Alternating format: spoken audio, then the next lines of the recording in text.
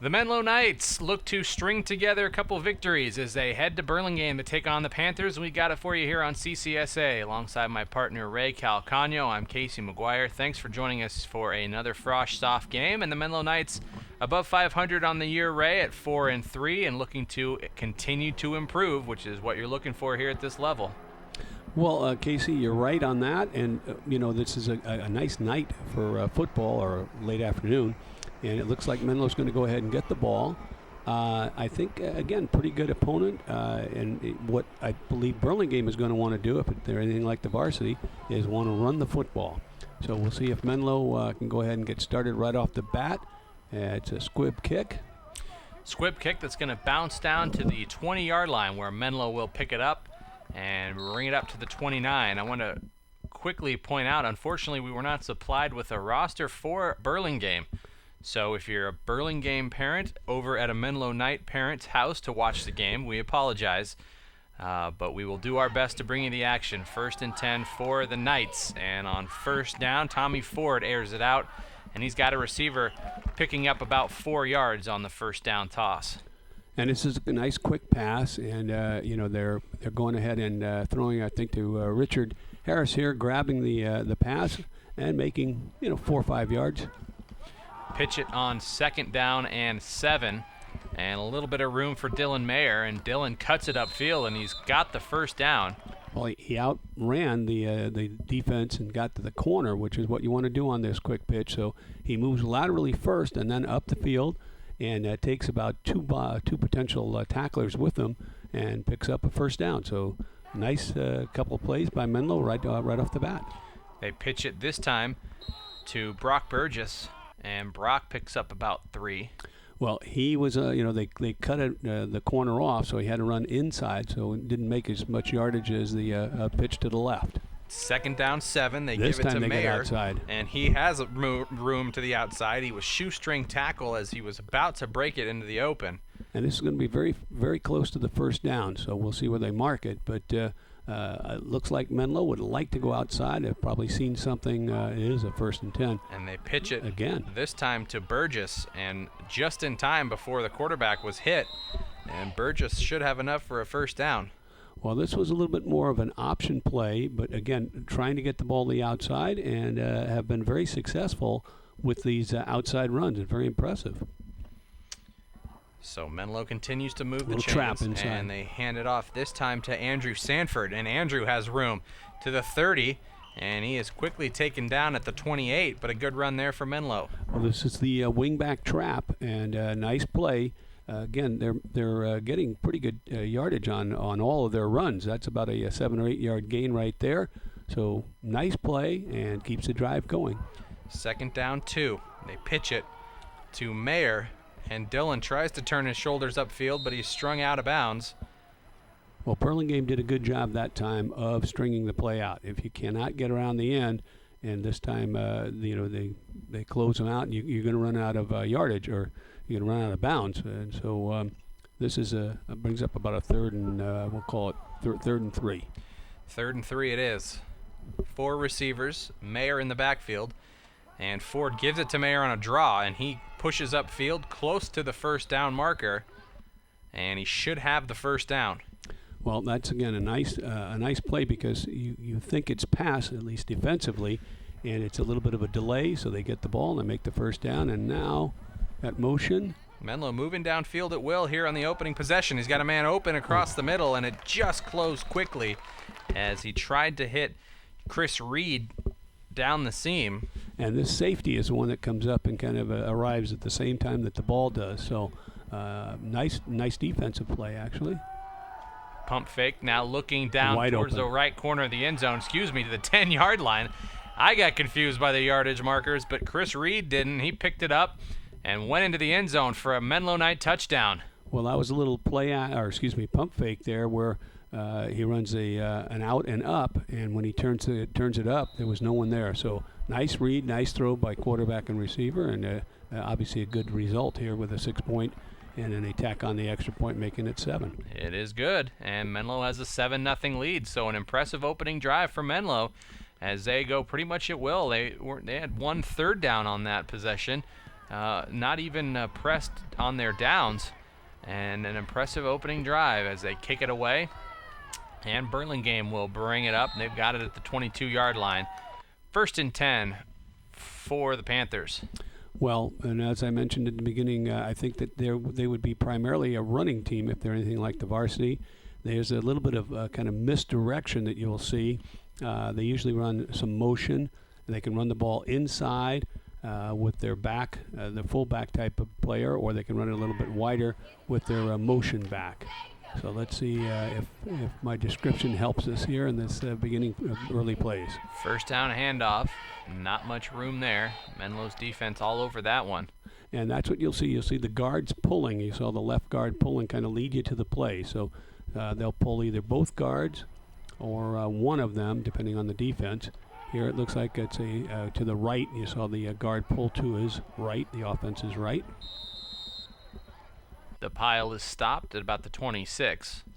So Menlo is going to probably play a little bit more of a stacked defense, a little bit more run conscious and oriented. And they did a nice job there, but it's going to be a 3rd, and we'll call it maybe 3rd and 3, I think. 3rd down for the Panthers. And they hand it off on a sweep to the outside, but nice defense there for Menlo. Going to be short of a 1st down, I do believe. Well defensed, and that is the sweep for the wide play. And Menlo goes ahead and has good defense. I think they're going to force a punt, or at least a punt formation. And it is bobbled, and the punter's going to keep it himself, and he's going to be close to the 1st down, but I don't think he's got it, Ray. I think Menlo might have held here. I agree with you. Normally, when it's a bad snap like that or a mishandled snap, it's hard to go ahead and know where to run. But running inside there is very, very difficult. So they did not make it, and Menlo has excellent field position. Forward to pass on 1st down, and that's too high, intended for Parker. Well, there's still about 4 minutes left in the first quarter, and Menlo has scored once and now has an excellent field position. Let's see if they can go ahead and capitalize again. And it looks like they will, unless there's a penalty. Hand it off to Dylan Mayer, and he's got a lot of room to the goal line. Touchdown, Menlo. That was the draw play that we saw, earlier. In this case, when you get by the first wave, I'm talking about the defensive linemen, and then there were no linebackers. You're into the secondary, and just, it's a quick sprint to the goal line, and he won it. And 2 nice plays there, 2 nice drives. Not too shabby for the Menlo Knights as they take advantage of that field position. And Dylan Mayer scrambles into the end zone for a 14-0 Menlo lead. So they continue the offense that they showed last game. That kickoff stops, and it was just picked up in time before the Menlo coverage team got down there. Well, and as we know, it's a live ball, so if it was not picked up, any team can pick it up. The Menlo or the kicking team cannot advance it. But good tackling, good play here, and let's see if Menlo can go ahead and stop them again. 1st and 10 for the Panthers. Trailing already in this one 14-0 with just under 3 minutes to go in the opening quarter. And a handoff around the outside.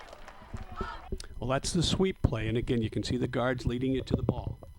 So the Knights' defense continues to swarm, and every time they get to the ball carrier, it seems like they're hitting them pretty hard as well. So we'll see how that progresses as the game moves forward. As there's a shot right up the middle, and breaking away from the Menlo Knight defense, and into the end zone for a touchdown goes Burlingame. So just like that, they hit a quick strike play, and they're right back into the game. Well, that's the play that you really need to stop. It's such a quick hitter, and again, just like on Dylan's draw, if you get by that first wave, you're into the secondary, and in this case, no one could catch him. So a nice play by Burlingame, and we've got ourselves a ball game. Yes, we do.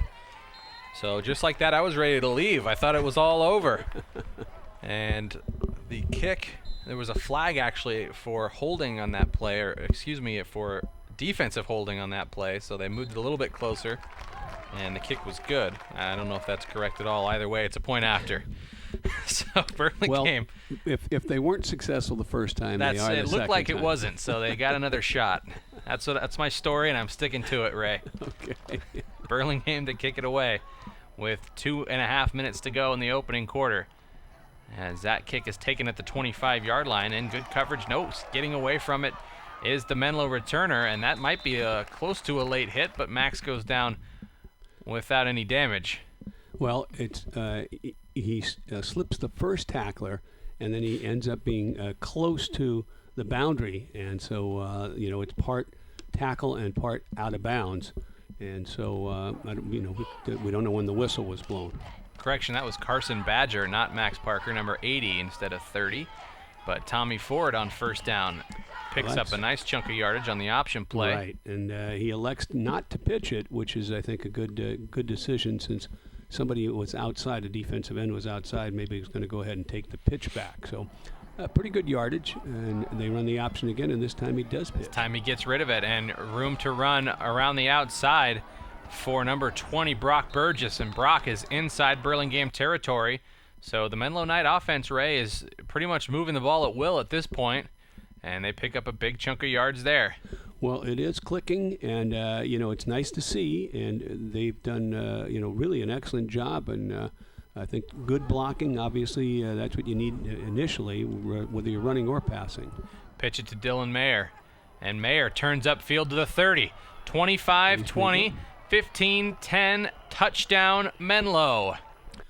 Well, it's a quick spurt. Now, he gets outside, and then he runs outside and then inside, and once he gets inside here where there's pretty good blocking and they shield off that last defender, again, he just outsprints and outruns everyone, and a good burst. We've seen that on at least 2 runs today, and last week we saw it as well. So, excellent Burlingame scores, so Menlo answers. So it's been a very nice, exciting first half thus far. Second touchdown of the quarter for Dylan Mayer, and Menlo extends their lead back to 14 points. It's 21-7. Well, not much time left in the half, and so if Burlingame is going to go ahead and score, they're going to go ahead and need to maybe put the ball in the air. So the Panthers will start 1st and 10. Big group of blockers there for Burlingame, but Menlo did a nice job breaking that up quickly. And it'll be 1st and 10 for Burlingame at the 35-yard line. 3 receivers on first down. Pressure coming as Richard Harris got in there, and the pass is complete, as the Menlo defenders can't believe that was a completed pass. Well, I they think pick up about 20. It was a good pass rush, and then unfortunately mistimed on the leap here for the interception. So it goes as a long gainer, and yeah, that was unbelievable on a couple levels. Richard Harris couldn't believe he didn't block it; he was so close to it. And then the defense for Menlo couldn't believe it got caught by a Burlingame player. So 2nd down. What should be the final play of this first quarter, and handoff there up the middle past the 30 to the 25-yard line goes Burlingame again. Well, this is that first part, where it's the quick hitter, and both times or all the times they've run this, it's been a pretty good play for Burlingame. Menlo's going to have to stop that. They've done a great job stopping all other aspects of it, but this time they do a better job on that first part.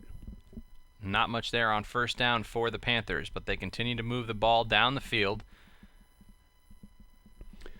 And a nice tackle. Let's see if they're getting a little closer. Burlingame's a little closer to the goal, and that's that first part. So, again, nice job of tightening up the defense, stopping them here, and it's going to bring up third and short. Spencer Buja with a nice tackle. 3rd down for the Panthers, and a lot of play action. Couple play actions as that one is complete down to the 10-yard line. And a first down. It'll be 1st and goal for Burlingame. Well, this is the fullback goes through, and they also they drag the offside end, and that's who I think ended up catching the ball. But nice play, and it gives them a first down. Up the middle, near the goal line, down to the 1-yard line for Burlingame. And this is that quick hitter that we've talked about. And, again, Burlingame has been pretty successful with it. Not each and every time, but most of the time. Handoff on 3rd and goal and into the end zone for the 2nd time in this ball game.